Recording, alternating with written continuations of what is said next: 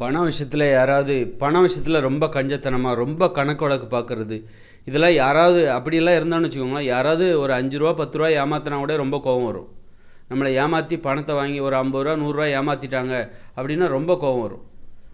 அதனால் பண விஷயத்தில் இந்த மாதிரியான கோபங்களை எப்படி தவிர்க்கிறது? யாராவது கடன் வாங்கிட்டு திருப்பி தரலன்னு வச்சுக்கோங்க, பயங்கரமாக கோபம் வரும். அப்போ இந்த பணம் சார்ந்த இந்த கோபங்களை எப்படி தவிர்ப்பது அப்படின்னா, இப்போ வந்து கோடிக்கணக்கில் பணத்தை இழந்தவங்க கூட சிரிச்சுக்கிட்டு இருக்கிறாங்க. அதுவே வந்து 1 லட்சம் 2 லட்சம் யாரோ ஒருத்தர் ஏமாற்றிட்டாருன்னு சொல்லிட்டு அப்படி ஏமாத்தினவரை கொலை பண்ண ஆட்கள்லாம் கூட இருக்காங்க. அல்லது ஏமாத்தினவரை போய் அடிக்க போய் பயங்கரமாக டென்ஷன் ஆகி அடிதடி சண்டையிலெல்லாம் போய் நடந்து முடிஞ்ச கதையும் இருக்குது. அதாவது பல கோடி இழந்தவங்க கூட, பல கோடி ஏமாந்தவங்க கூட சிரிச்சுக்கிட்டு இருந்த கதைகளும் இருக்குது. அப்போது இந்த பண விஷயத்தில் நாம் வந்து எப்படி அமைதியாக இருப்பது? ஒருவேளை நம்மளை யாராவது ஏமாற்றிட்டாங்கன்னா கூட மனசில் பழி உணர்ச்சி வராமல் எப்படி பார்த்துக்கிறது?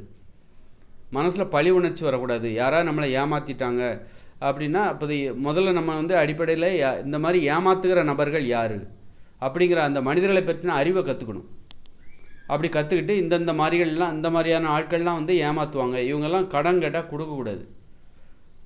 அப்போது தகுதி இல்லாதவர்கள், அதாவது ஏமாத்துறவங்க, பிறரை ஏமாற்றுகிறவர்கள், கடன் கேட்டு பிறரை ஏமாற்றுவர்கள் திருப்பி தரமாட்டாங்க பாருங்கள், அவங்கள பார்த்தா சந்தேகம் வந்துட்டாலே அவங்களுக்கு கடன் கொடுக்கக்கூடாது. இது ஒரு வழி. அப்புறம் வந்து யார் தகுதி உடையவர்கள், யாராவது நேர்மையானவங்க இருப்பாங்க, அவங்க நண்பர்களாக இருப்பாங்க, அவங்கள பற்றி தெரியும், அப்போ அவங்க கடன் கேட்டால் கொடுக்கணும். அது மாதிரி யாருக்கு தேவைப்படும் செலவழிக்கிறதுல தாராளமாக இருக்கணும். தகுதி உடையவர்களுக்கு செலவழிப்பதில் தாராளமாக இருக்கணும். தகுதி இல்லாதவங்களுக்கு கடன் கொடுக்காதீங்க, தகுதி இல்லாதவர்களுக்கு செலவழிக்காதீங்க.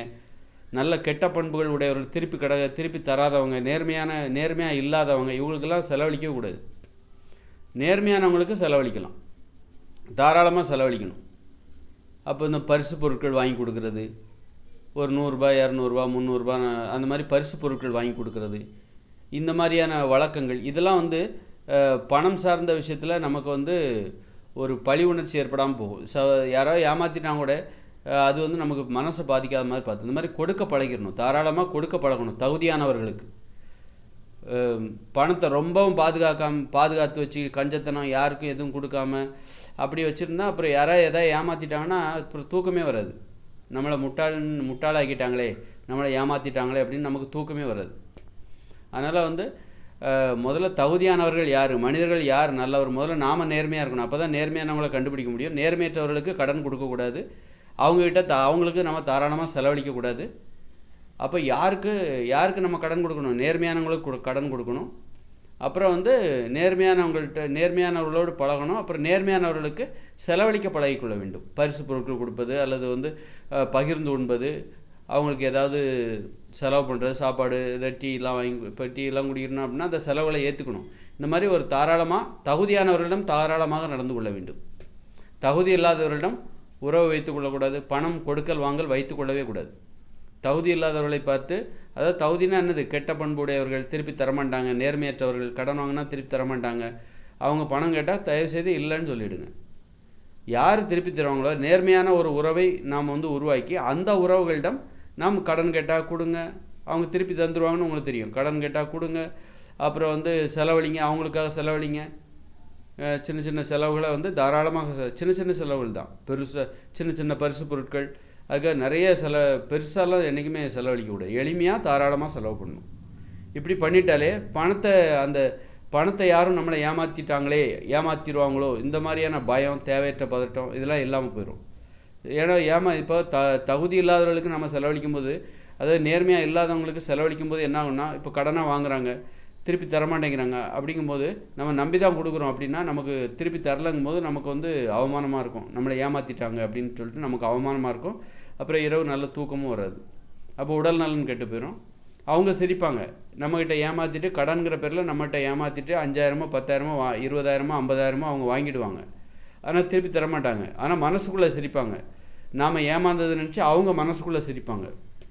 அதனால் என்றைக்குமே தகுதி இல்லாதவர்களுக்கு கடன் கொடுக்கக்கூடாது.